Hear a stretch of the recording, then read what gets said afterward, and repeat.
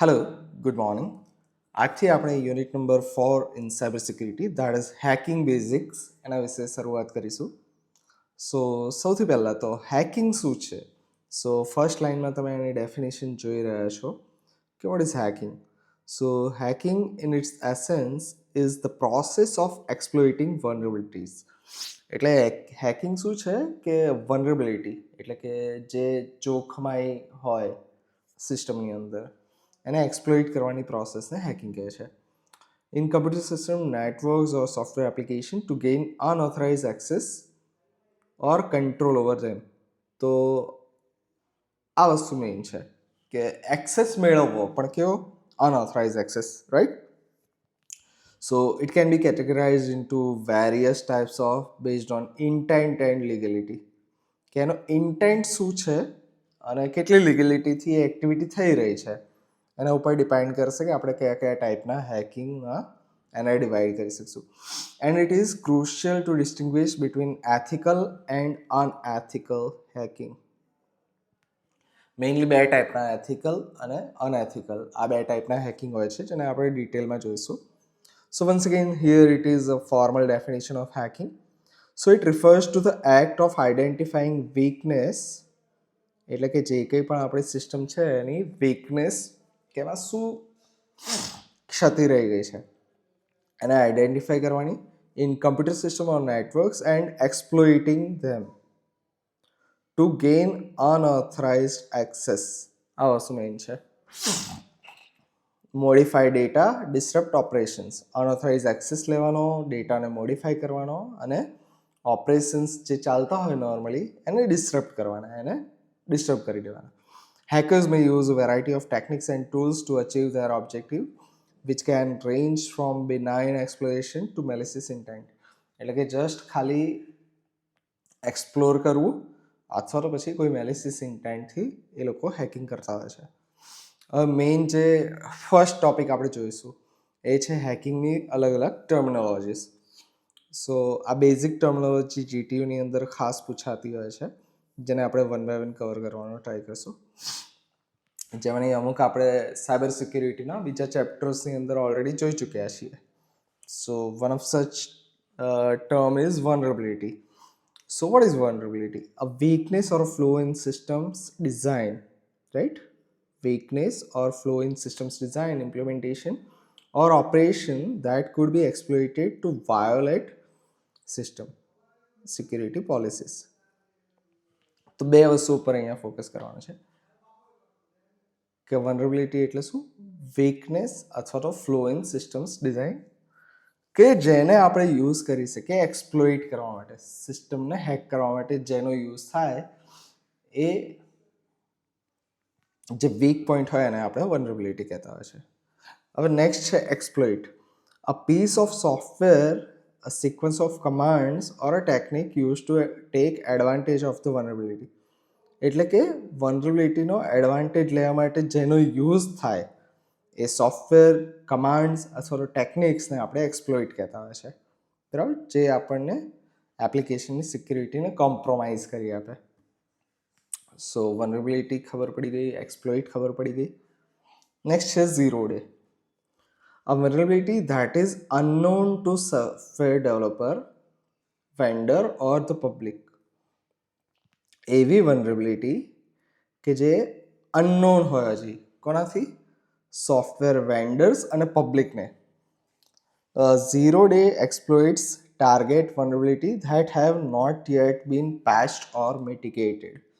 એટલે કે એવી વનરેબિલિટી કે જેનો પેચ હજી શોધાયો ના હોય, સિસ્ટમમાં એવો બગ રહી ગયો હોય કે જેનો પેચ હજી શોધાવાનો બાકી હોય, જસ્ટ નવો સિસ્ટમમાં કોઈ બગ આવ્યો, ફોર એક્ઝામ્પલ વિન્ડોઝ 11ની લેટેસ્ટ કોઈ અપડેટ આવી જેની અંદર કંઈક બગ રહી ગયો છે અને હેકર્સને એ પહેલાં ખબર પડી ગઈ, તો એને કહેવાય ઝીરો ડે વલ્નરેબિલિટી. નેક્સ્ટ છે payload. The malicious code or instructions delivered by exploit to achieve specific outcome such as gaining unauthorized access or causing system damage. હવે એવો કોડ કે સોફ્ટવેર કે જેનો યુઝ હેક કરવા માટે થાય એને પેલોડ કહેવાય. શોર્ટમાં મેલિસિયસ code or instructions delivered by an exploit to achieve specific outcomes such as gaining unauthorized access or causing system damage. Right, તો શરૂઆતથી જો જોતા હોય તો વનરેબિલિટી એટલે સિસ્ટમનો એવો ફ્લો કે જેને એક્સપ્લોઇટ કરી શકાય. What is exploit? કે જે રિયલમાં એ વનરેબિલિટીને એક્સપ્લોઇટ કરે. રાઈટ, 0 ડે મતલબ કે જસ્ટ નવું સોફ્ટવેર ડેવલપ થયું અને હાલ એવી વસ્તુ કે જે વેન્ડરને બી નહીં ખબર કે આવી કોઈક ભૂલ છે સિસ્ટમમાં, આવો કોઈક ફ્લો બગ રહી ગયો છે, એને કહેવાય 0 ડે. અને પેલોડ મતલબ જેની મદદથી એ તમારી સિસ્ટમને ડેમેજ કરી શકે હેકર, એને પેલોડ કહેવાય છે. હવે નેક્સ્ટ છે buffer overflow, a type of vulnerability where a program writes data beyond the allocated buffer. એટલે કે જે તે સિસ્ટમ સોફ્ટવેર અથવા એપ્લિકેશન સોફ્ટવેરને જે તે બફર અલોકેટ થયું હોય એની બહાર સિસ્ટમની મેમરીમાં એ કંઈક રાઇટ કરી શકે. બરાબર, potentially overwriting adjacent memory areas causing the program to crash or execute arbitrary code. એટલે કે એને જે અલોકેટેડ સ્પેસ હોય એની બહાર એ ફેલાય અને એની મદદથી એ કાં તો પ્રોગ્રામને ક્રેશ કરે અથવા તો કોઈક અનિચ્છનીય વસ્તુ એક્ઝિક્યુટ કરે, એને બફર ઓવરફ્લો કહેવાય. ઓકે, નેક્સ્ટ છે રૂટકીટ, a malicious software designed to gain administrative level access. root level access મતલબ administrative level access, કે નોર્મલ યુઝરને જે પરમિશન્સ ન હોય, જેમ કે નવો યુઝર એડ કરો, રિમૂવ કરો, પાસવર્ડ ચેન્જ કરો, કોઈ સિસ્ટમની અંદર સોફ્ટવેર્સ નાખવા, આ બધા પરમિશન્સ નોર્મલી એડમિનિસ્ટ્રેટિવ અથવા રૂટ લેવલના યુઝર પાસે હોય. તો malicious software designed to gain administrative level access to a computer system and hide its presence or presence of other malicious software, એને કહેવાય રૂટકીટ.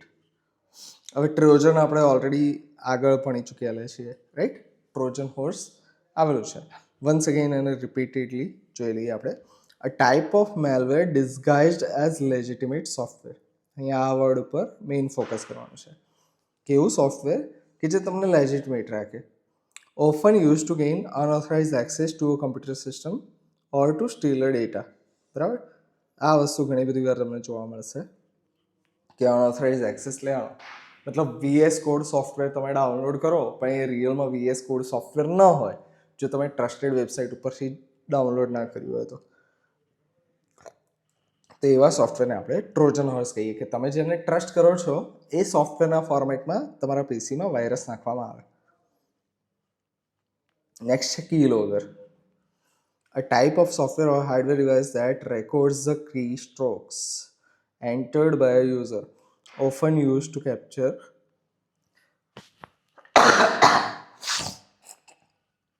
sensitive information such as passwords or credit card numbers. શોર્ટમાં keyboard ઉપર તમે કંઈ પણ type કરો એને એ capture કરી લે, એને કહેવાય કીલોગર. આપણે ઓલરેડી એનો પ્રેક્ટિકલ કરી ચૂકેલા છીએ.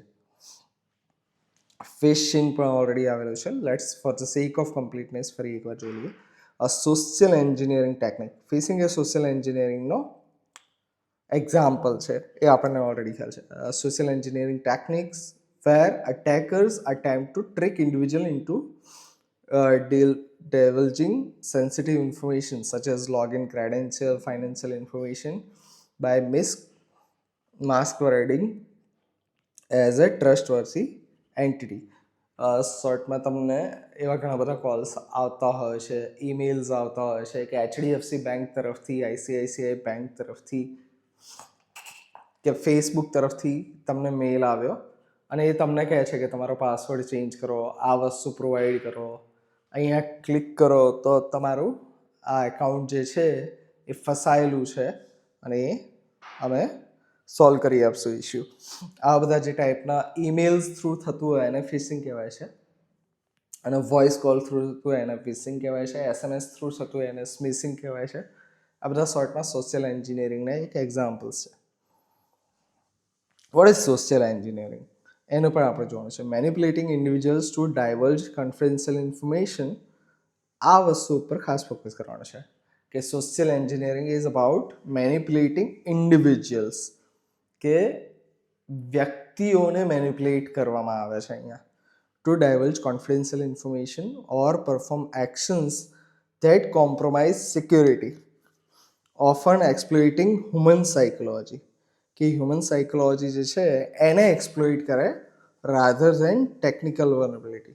એટલે કે મારા વિન્ડોઝ 11 નવી સિસ્ટમ આવી અથવા તો એન્ડ્રોઈડ 14 આવ્યું, એની અંદર જે બગ્સ છે એની ઉપર ટ્રાય નહીં કરવાનું, બટ એના જે યુઝર્સ છે એની સાયકોલોજી, કે એને શું કહીશું તો એ ભડકીને આપણને પાસવર્ડ આપી દેશે કે સિસ્ટમનો એક્સેસ આપી દેશે, એ ટ્રાય કરવો એને કહેવાય સોશિયલ એન્જિનિયર.